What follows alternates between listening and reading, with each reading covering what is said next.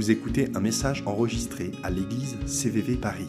Pour plus d'informations, visitez notre site internet cvvparis.fr. Et je ne sais pas de quoi vous parlez quand vous mangez avec des amis. Nous, on a parlé de sujets très banals, du genre les dinosaures. Vous avez parlé de dinosaures, n'est-ce pas? Bien sûr, tout le monde parle de dinosaures. Oui, voilà, c'est ça. Je suis content que vous êtes d'accord avec moi. Au repas normal, on discute des dinosaures. Surtout que, je ne sais pas si vous avez vu les infos vendredi dernier, mais ils ont découvert, à cause de le manque d'eau en Californie, je crois, c'est en Caroline du Nord, des pas de dinosaures dans la rivière. Et c'est extraordinaire de vraiment voir un cheminement dans la calcaire, des pas de dinosaures. Extraordinaire, n'est-ce pas?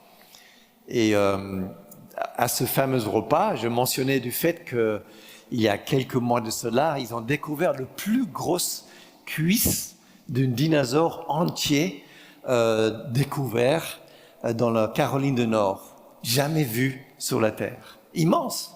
C'est quand même incroyable, n'est-ce pas, de voir ça. Des pas dans la terre, les fossiles, hein, c'est ça qu'on dit? Fossiles? Fossiles ou fossiles? Fossiles, merci. Des dinosaures sur la terre. Moi, ça m'émerveille. Et bien sûr, ça laisse courir un petit peu l'imagination, non? Bah oui, hein.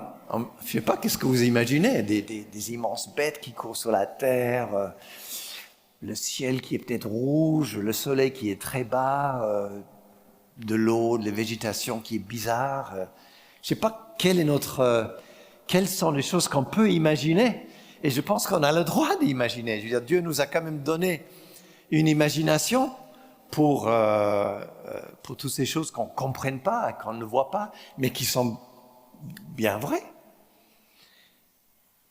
Alors je vois vos visages et vous êtes tous en train de me regarder en me disant « Mais où est-ce qu'il va avec ça ?» Où est-ce qu'il va avec ça? Ça n'a rien à voir avec l'email que j'ai reçu qui est le sujet d'aujourd'hui. Je marche par la foi et non par la vue, de Corinthiens 5-7. Et c'est vrai que quand on parle des dinosaures, de la création dans la terre et comment le monde a été créé, on peut se poser des questions. On peut se poser des questions.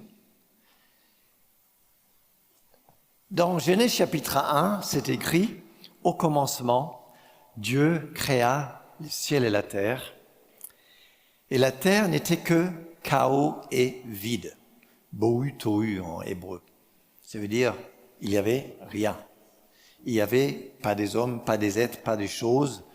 Un espace que d'ailleurs il est rementionné à d'autres endroits, dans Jérémie, dans Ésaïe, une ou deux fois ce mot tohu et bohu, où Dieu n'y est même pas.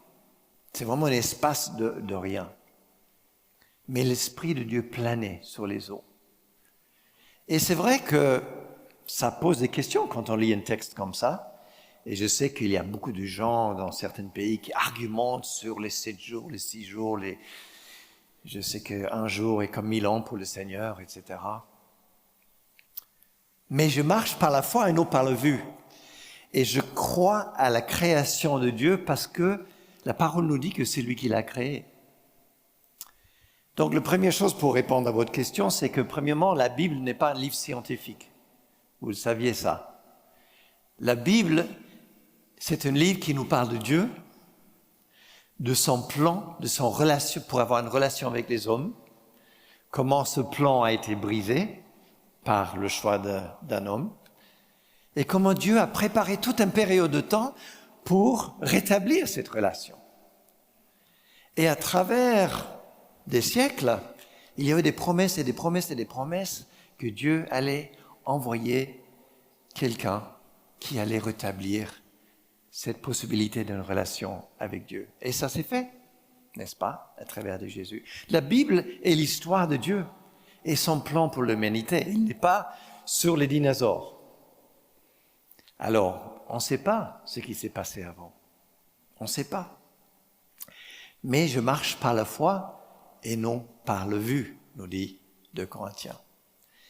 Et dans Romains 1, Paul il nous dit très bien, en effet, les perfections invisibles de Dieu, sa puissance éternelle, donc on parle de Dieu ici, et sa divinité, se voient depuis la création du monde.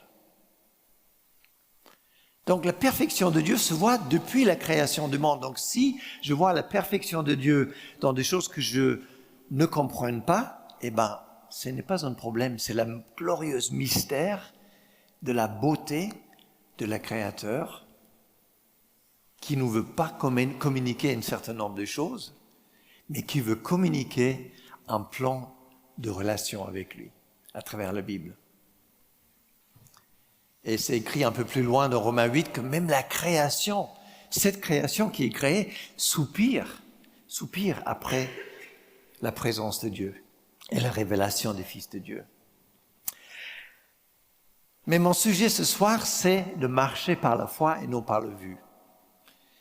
Et quand il s'agit de dinosaures et des choses comme ça, j'avoue que j'ai une imagination qui court, et ce n'est pas mauvais. Dieu nous donne une imagination. Il vous a donné une imagination, et vous n'avez pas le droit d'imaginer toutes sortes de choses. Mais ce n'est pas la foi. Ce n'est pas marcher par la foi. Et Hébreux 11, c'est vraiment le verset qu'il faut lire dans Hébreux 11, 3. Par la foi, nous comprenons que l'univers a été formé. Par la foi. Par la foi, nous comprenons que la parole de Dieu a fait des choses invisibles et des choses visibles. Par la foi.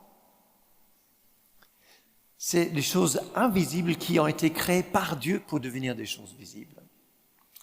Nous avons marché et nous marchons par la foi, n'est-ce pas? Et à cette entrée, j'ai envie de dire à l'église CVV, mais si vous êtes de passage, c'est pour vous aussi, nous marchons par la foi et non pas par la vue. Donc vous pouvez discuter sur les dinosaures au repas, ça ne pose pas de problème. On n'a pas de réponse pour tout le monde parce que nous marchons par la foi.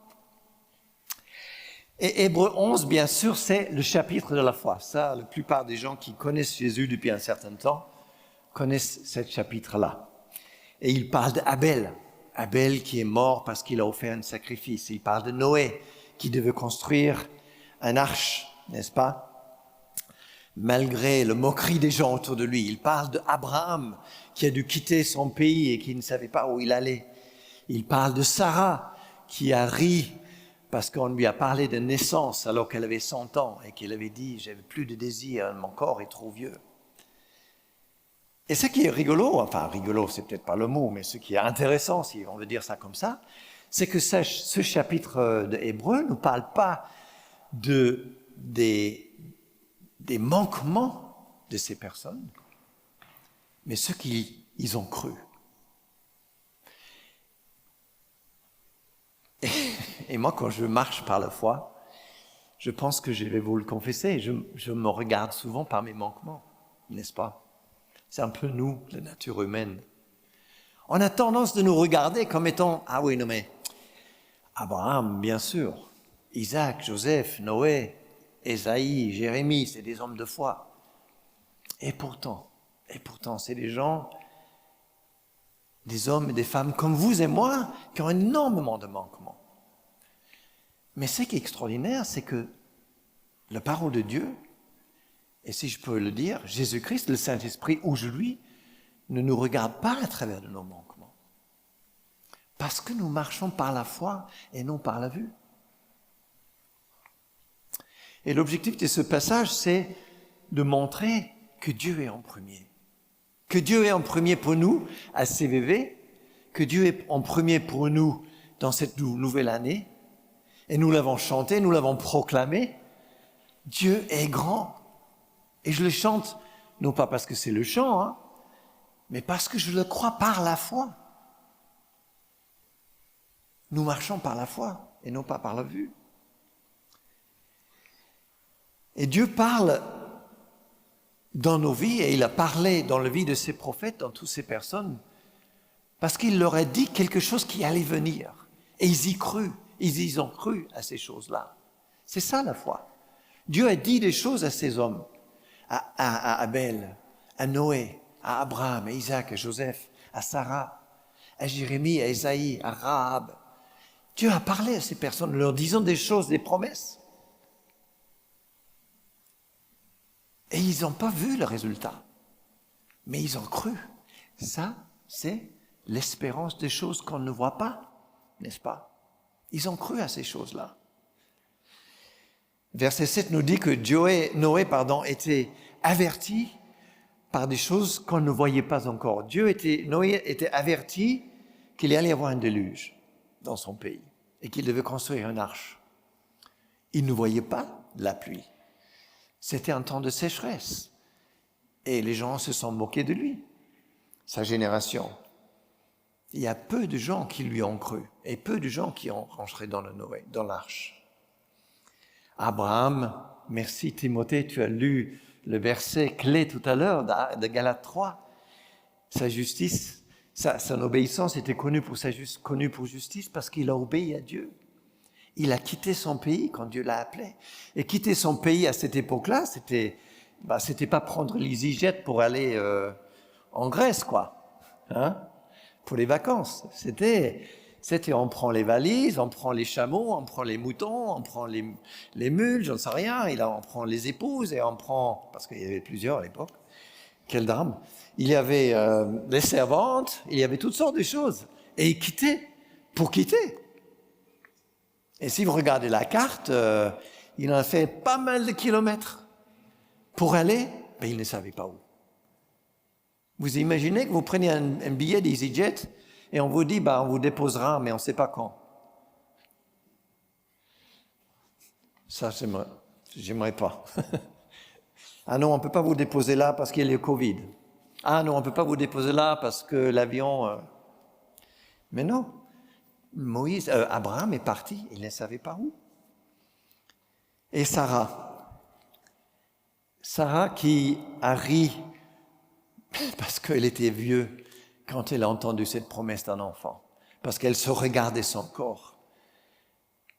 Mais qui a regardé, la parole nous dit, dans Hébreu, c'est lui qui est fidèle à ses promesses. C'était ça qu'elle a fait, Sarah. Elle n'a pas regardé elle-même, mais a regardé celui qui est fidèle à donner ses promesses. Parce que nous, aujourd'hui, 2022, nous marchons par la foi. Parce que nous regardons à celui qui donne des promesses et qui les accomplit. Et la Bible est remplie de promesses. Vous êtes d'accord? Souvent, on lit énormément de promesses dans la parole de Dieu. J'en ai pris vraiment quelques-unes dans Philippiens 4, 19. Et mon Dieu pourvoira à tous vos besoins conformément à sa richesse. C'est une promesse. Dieu l'a dit. Et il va le faire. Et si Dieu dit qu'il pourvoit à tes besoins émotionnels, physiques, sociaux, etc., il va le faire. Parce qu'il est fidèle à ses promesses. Parce que je marche par la foi, non par la vue. Et donc, Psaume 23, vous connaissez trop bien ce verset. Le bonheur et la grâce m'accompagneront tous les jours de ma vie et je reviendrai à la maison de l'Éternel. La bonté de Dieu et Jésus-Christ qui est la grâce me suivra tous les jours de ma vie. Combien il était prophétique, David, quand il a chanté ce psaume. La bonté de Dieu et la grâce de Jésus-Christ me suivra tous les jours. Et chaque jour, chaque instant, aujourd'hui, à cause du Saint-Esprit, je reviendrai à la maison de l'Éternel. Je rentrerai dans sa présence. Hébreux 13, 5, 6. Dieu lui-même dit, je ne te délaisserai pas. Je ne t'abandonnerai jamais. Il tire ça de Josué. Aujourd'hui, Dieu te dit, et c'est une promesse qu'il garde pour toi, je ne te laisserai jamais, je ne t'abandonnerai jamais. Parce que, pourquoi? Tu marches par la foi et non par la vue. Et Jésus, il dit dans Jean 15, 5, je suis le cep et vous êtes le sarment. Celui qui demeure en moi et en qui je demeure porte beaucoup de fruits. Demeurons en Jésus. Restez en lui. Et je demeure en Jésus. Je reste en lui. Alors je ne vois pas forcément le fruit que j'aimerais voir, mais la parole me dit que quand je demeure en lui, je porte du fruit. Demeurez en lui. Restez dans sa présence. Gardez nos yeux fixés sur celui qui pourvoit à tout instant. Parce que je marche par la foi et non par la vue. Hein? Psaume 32, je t'instruirai, je te montrerai la voie que tu dois suivre. Combien de fois tu te dis, Seigneur, quelle voie je dois suivre? Quel chemin je dois prendre? Combien de fois dans nos vies on s'est dit, mais Seigneur, c'est gauche ou droite, c'est là ou c'est là? Mais j'avance par la foi et non par la vue. Et donc je prends un pas de foi, j'avance.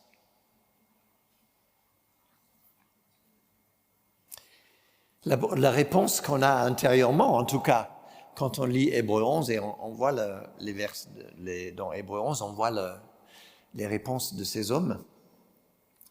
Parce que c'est écrit au verset 7, je crois, Noé est rempli d'une crainte respectueuse de Dieu pour construire cette arche. Noé est rempli d'une crainte respectueuse. Et quand je dis que je marche par la foi et non par la vue, c'est une crainte respectueuse de Dieu. C'est une crainte non pas qui me fait fuir, mais qui me fait adorer, qui me fait louer, qui me fait plier le genou devant celui qui va accomplir la promesse qu'il m'a donnée. Abraham, qui ne savait pas où il allait partir. Hein? La marche par la foi et non par la vue, c'est de ne pas connaître forcément les destinations, de ne pas savoir tout à fait quel est l'aboutissement, mais de savoir, comme Abraham, qui avançait et qui vivait dans les tentes, parce qu'il attendait quoi? Il attendait l'accomplissement d'une cité, d'une solide fondation créée par Dieu. C'est ce que nous dit Hébreux. Il attendait quelque chose de concret, et il ne le voyait pas encore. Mais entre-temps, il était dans les tentes et il avançait. Et Sarah, qui fixait ses yeux sur Dieu, je vous ai dit tout à l'heure. Et nous, on marche par la foi à CVV. CVV est une église qui marche par la foi et non par la vue. Et j'espère que dans l'église où vous êtes, c'est la même chose. Parce que Dieu nous a donné à Paris, ici, Dieu nous a donné des promesses de réveil. Dieu nous a donné des promesses avec des choses extraordinaires qui allaient se passer sur cette ville. Et Dieu nous a donné pas simplement à nous ces promesses, mais on en a entendu. On a entendu maintes et maintes fois, c'est mon micro qui parle, des hommes et des femmes qui viennent à Paris parce qu'ils ont entendu des promesses.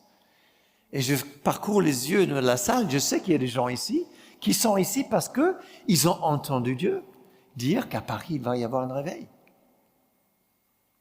Dieu a donné des promesses.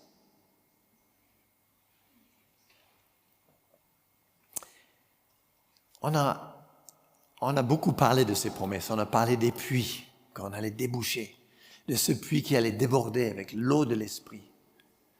On a parlé des foules de gens qui allaient remplir des rues, qui proclament le nom de Jésus. Et c'est des choses que je peux imaginer, c'est des choses que je peux, peut-être de ma tête, de mon cerveau, essayer de donner une image. Et ce n'est pas faux, ce n'est pas mauvais. Il faut le faire. Il faut l'imaginer. Mais ce n'est pas juste l'imagination qui compte. C'est la foi que j'ai que Dieu va accomplir ses promesses. Parce que vous voyez les prophètes des anciennes, les Ésaïe, les Jérémie, les Abraham, les Noé, les Isaac, les Jacob. Ils n'ont pas vu la promesse, mais nous l'avons vu.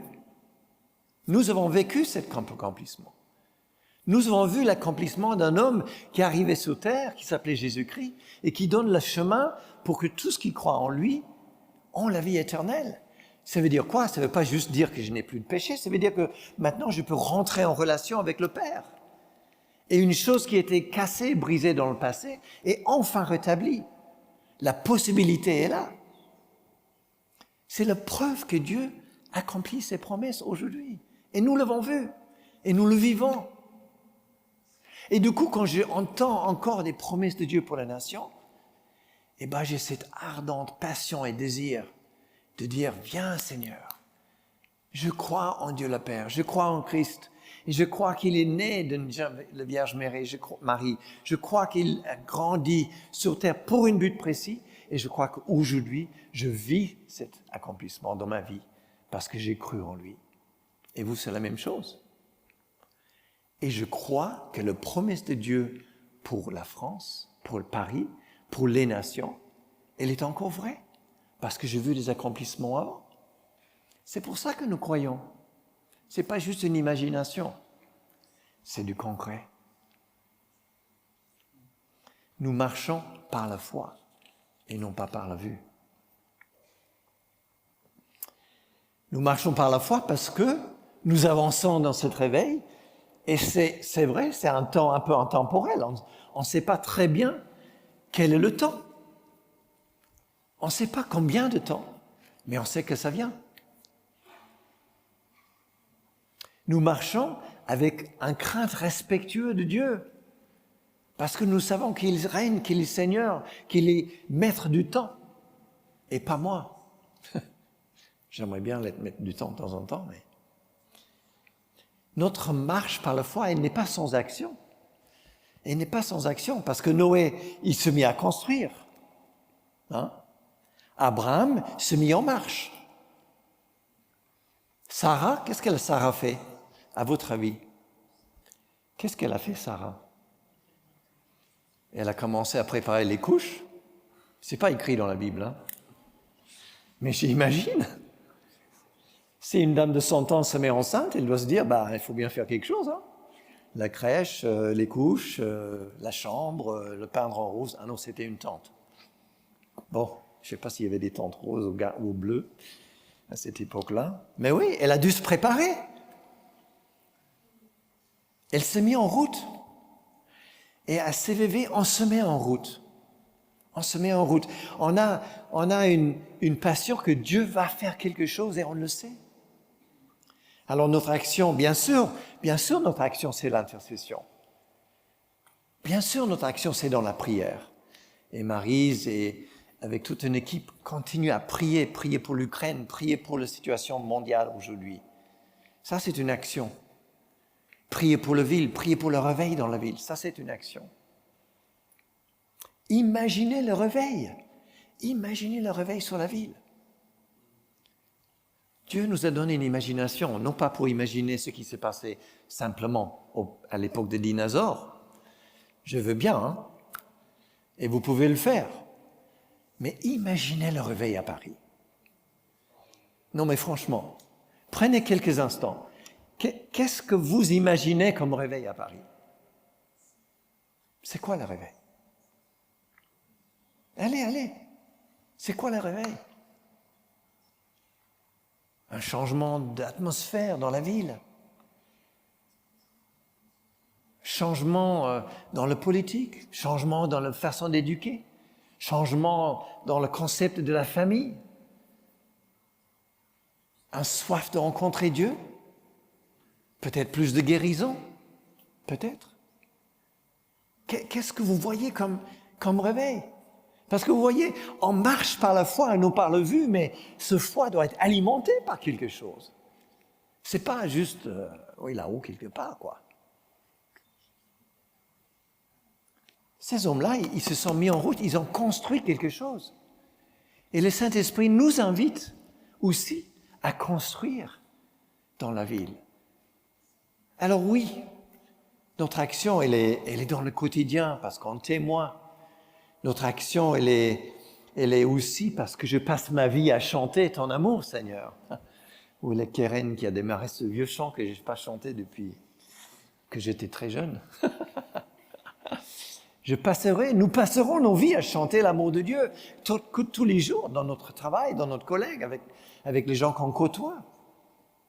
Ça fait partie de le réveil, bien sûr, et nos actions. Et puis l'action, elle est aussi dans vos églises, dans notre église, ici à CVV. Que ce soit à travers de servir l'église, à travers le fait de soutenir les gens qui servent le Seigneur en dehors de la ville ou dans la ville ou ailleurs dans d'autres nations. Ça fait partie de notre action.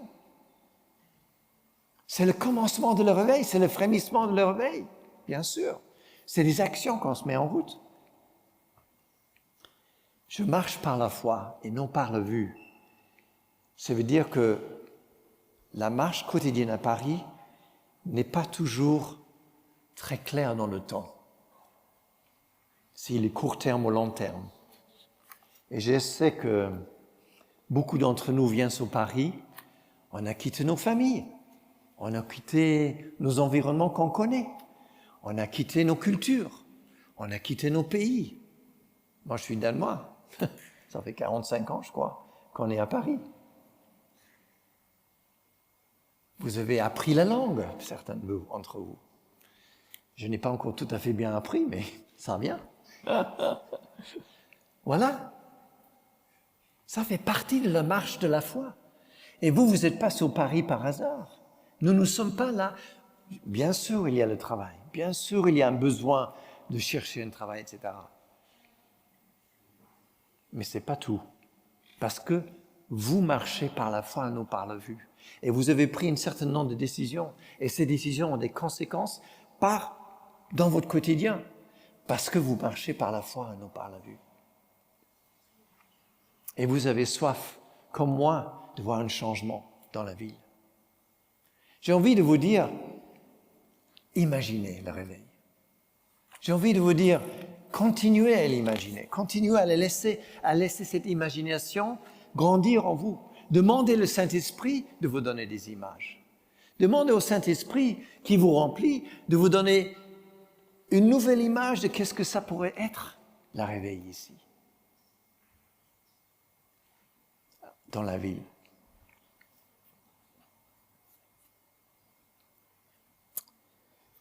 Dans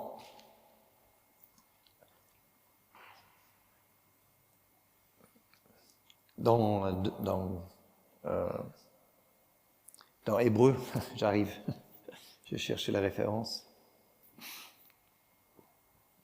C'est écrit que nous sommes approchés de Jésus, qui est le médiateur. Nous sommes approchés de celui qui est venu être le médiateur entre le Père et les hommes. Nous avons vu Jésus, nous avons pu l'approcher. C'est l'accomplissement d'une parole qui a été donnée au prophète. Ce Fils qui est l'image de Dieu, ce Fils qui est le premier-né de tout, celui qui a créé toutes choses, nous dit Colossiens, dans les cieux comme sur la terre, les visibles et les invisibles, les choses que nous ne comprenons pas du passé, c'est celui-là dont nous nous sommes approchés.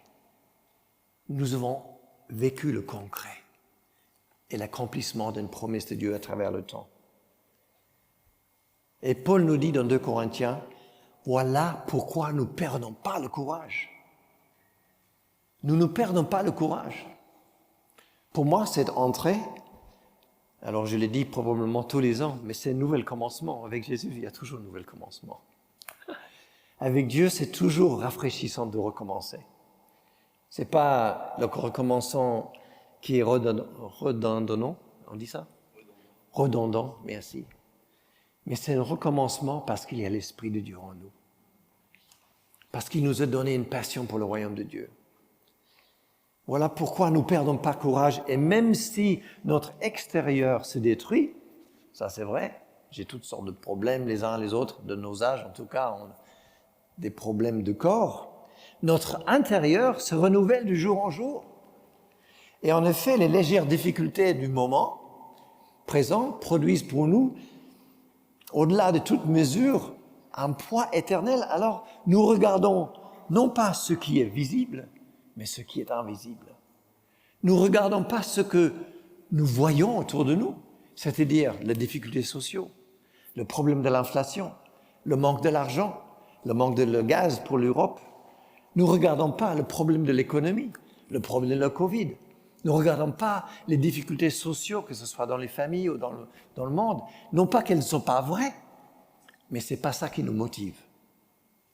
Ce que nous regardons, c'est des choses éternelles. C'est les promesses de Dieu qu'il y a un changement sur la ville qui va se faire, un changement dans la nation qui va se faire. Nous marchons par la foi et non par la vue. Vous êtes d'accord? C'est un défi, hein? Je sais que c'est un défi pour certains plus que pour d'autres. Ça, pas simplement juste parce que c'est une question d'argent ou de loyer ou de travail. C'est vrai, ça, c'est des grands défis. L'avenir, qu'est-ce qu'elle va faire? Peut-être que cette année, vous n'avez pas encore établi un contrat de travail et ça peut être des vrais défis. Je ne suis pas en train de diminuer ça. Ce que je suis en train de dire, c'est que nous regardons ce que Dieu a promis pour la nation. Un réveil pour la ville, un changement dans ce pays. Des hommes et des femmes qui remplissent la rue, qui proclament la gloire, le salut et la lumière de Jésus-Christ. Et comme Ésaïe qui parle de montagnes qui s'abaissent, comme un chemin dans le désert, la gloire de l'Éternel qui se manifeste, et toutes les nations le verront, nous dit Ésaïe. Toutes les nations. Ce qui était incompréhensible à l'époque, parce que pour eux, c'était que pour Israël. Hein. Toutes les nations verront la gloire de l'Éternel. La foi, je ne veux pas le faire monter en moi. Hein. Je ne veux pas dire, OK, aujourd'hui, je démarre la machine et je vais le pomper. Non, la foi vient par des choses que j'entends. Ils viennent par la parole de Dieu et par ce que j'entends. C'est Romain qui nous dit ça. Ce que j'entends est par la parole de Dieu, par le Logos. Et ce Logos devient Réma en nous. Il devient comment ils appellent ça? Je crois qu'ils appellent ça le Rématos Christos. C'est la Réma de Dieu, l'Esprit de Dieu qui est soufflé en nous. Et en Acte 1, c'est écrit qu'ils ont reçu l'Esprit qui soufflait sur eux. Nous avons reçu cet Esprit-là. Et c'est cet Esprit-là qui nous donne la foi. Et si vous avez besoin de demander à Dieu une révélation ou une plus grande mesure de la foi, eh bien, il faut demander au Père. Il ne faut pas le remonter. Ce n'est pas juste notre imagination qui le fabrique. Il faut le demander. Dieu le donne. Hein? Alors, voilà notre nouvelle année qui démarre. Et nous allons parler de réveil. Oui, nous allons faire toute une série jusqu'à le week-end d'église au mois d'octobre. Nous allons parler des réveils, les réveils dans le temps, dans la Bible, les réveils dans le temps, dans l'histoire des nations, les réveils qui ont lieu en France et les réveils que nous voulons voir vivre aujourd'hui. On va faire toute une série sur le réveil. Mais on parle de la réveil parce que nous marchons par la foi et non pas par le vue.